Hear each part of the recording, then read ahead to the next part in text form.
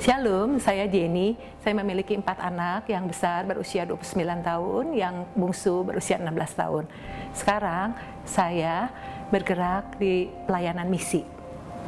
Pada waktu saya sakit, saya mengalami seperti ada benda jatuh yang turun dari rahim saya. Ketika saya buang air kecil, itu selalu benda itu tampak keluar, menonjol, dan membuat saya itu tidak merasa nyaman. Tubuh saya itu demam dan mengeluarkan banyak keringat, membuat saya hanya bisa tidur 2 jam. Saya mengunjungi dokter kandungan untuk memeriksakan ada apa sebenarnya di dalam rahim saya.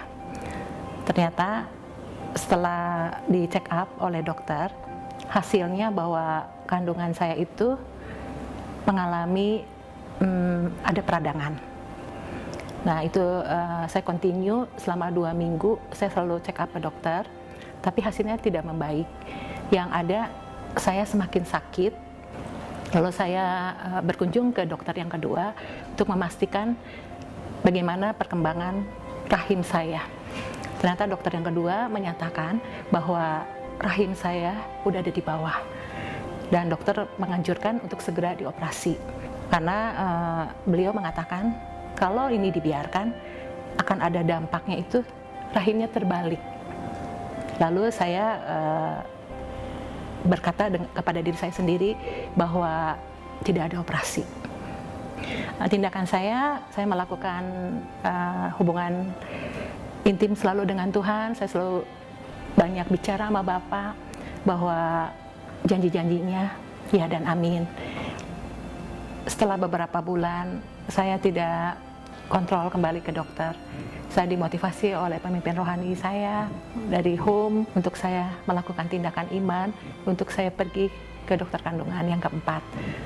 Dan saya akhirnya memutuskan untuk pergi ke dokter kandungan untuk meyakini bahwa saya sudah sembuh. Tapi seandainya kata hasil dari dokter keempat bahwa saya harus dioperasi, saya akan melakukan operasi itu.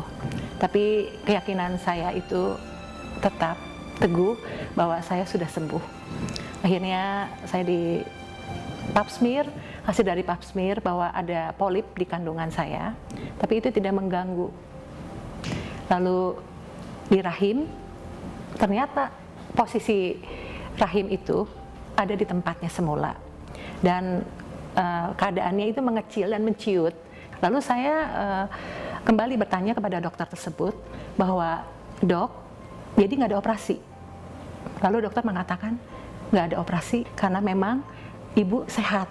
Ada satu kegirangan di hati saya bahwa betul-betul doa saya itu dijawab, dan luar biasa kuasa doa itu sempurna. Melalui kesaksian saya berharap saudara-saudara yang mengalami permasalahan, pergumulan, dan sakit penyakit tetap percaya kepada Tuhan Yesus, tetap berharap kepada Tuhan Yesus, fokusnya tetap kepada Tuhan, jangan berharap kepada manusia, dan tetap andalkan kuasanya yang sempurna bekerja di dalam diri saudara. My life is history.